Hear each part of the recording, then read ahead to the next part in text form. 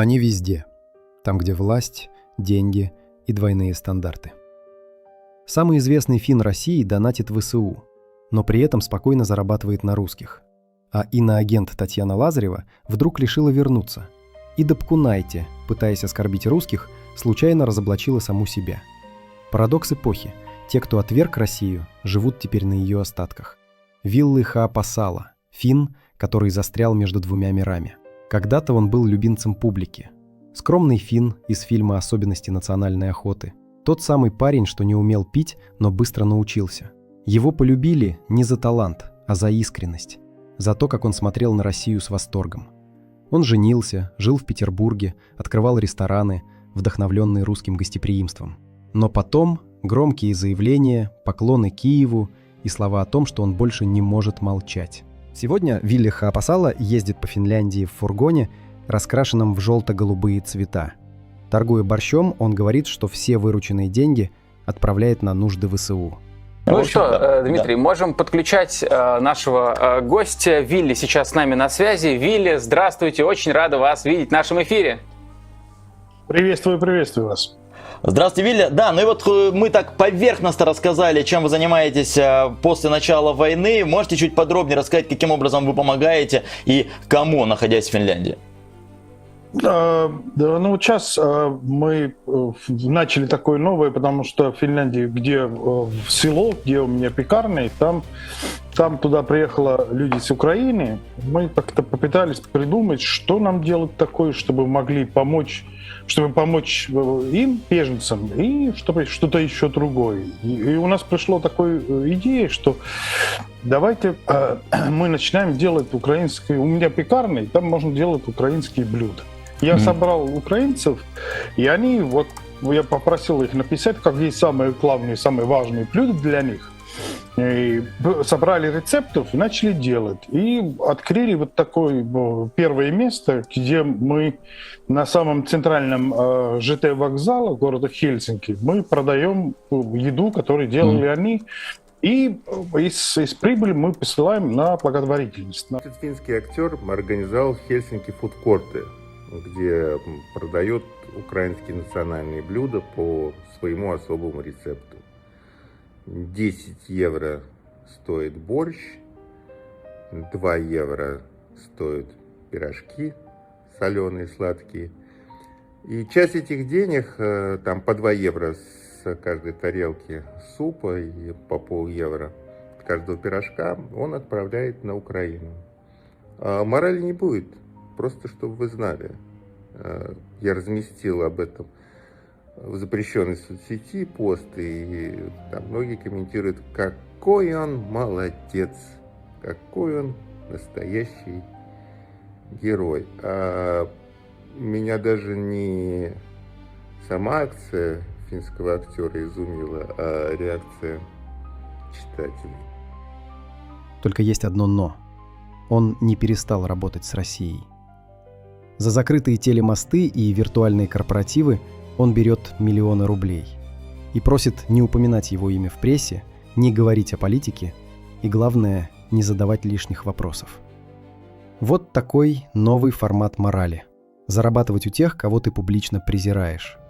Вопрос простой, но тяжелый. А кто виноват больше? Тот, кто берет, или тот, кто все еще платит?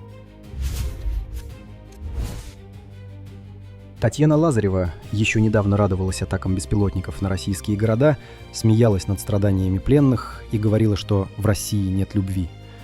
А теперь говорит, что хочет вернуться. Из любопытства. Ее комментарии полны обиды, злости и непонимания. Создание какой-то такой базы про то, что мы против, мы пытаемся доказать, что я не иностранный агент, то есть, я ничего плохого не делаю, я не террористка. И вот как раз Леонид, как раз мой такой вот адвокат, он написал мне, что да, вот сейчас прямо посмотрю, да, Верховный суд, увы, нам отказал в исключении из реестра иноагентов. Дальше в комитет ООН пойдем, сказал он мне, и я радостно согласилась, давление есть.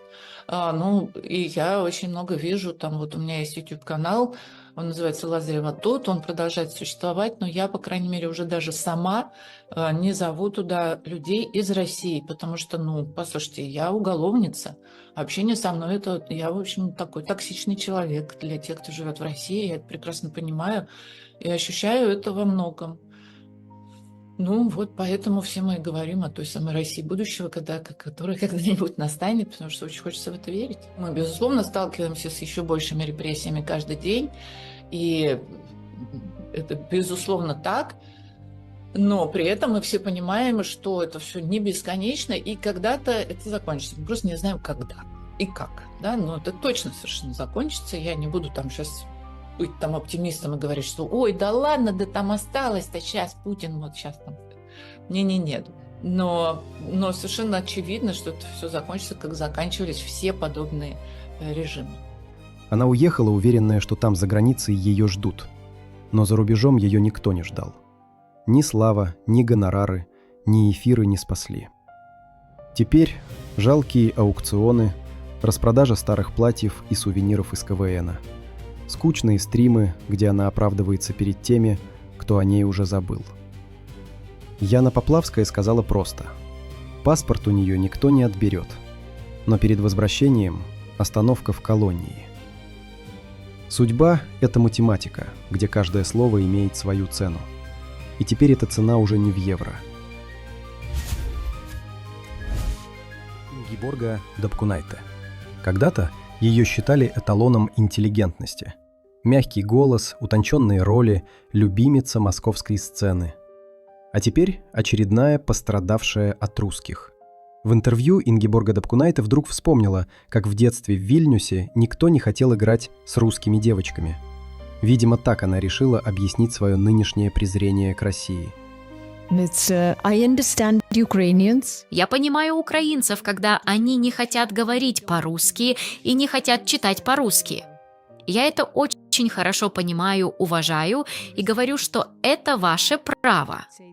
Моя страна была в такой же ситуации, что и ваша. Но вот беда. Факты говорят другое. В советской Литве никто никого не притеснял. Школы, газеты, театры – все на родном языке. Это не дискриминация, это просто жизнь. Михаил Шахназаров сказал метко: «Я и актрисой-то ее не считаю. Переоцененная? Нет. Просто пустая». И правда, талант – это не акцент, не внешний вид. Это совесть. А ее у Дапкунайте давно не видно. Все они абсолютно одинаковы.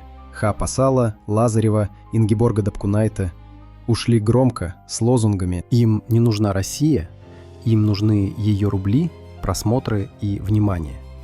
И если завтра позовут, они снова скажут: «Я люблю эту страну». Но только пока платят. Это не история про предательство. Это история про забвение.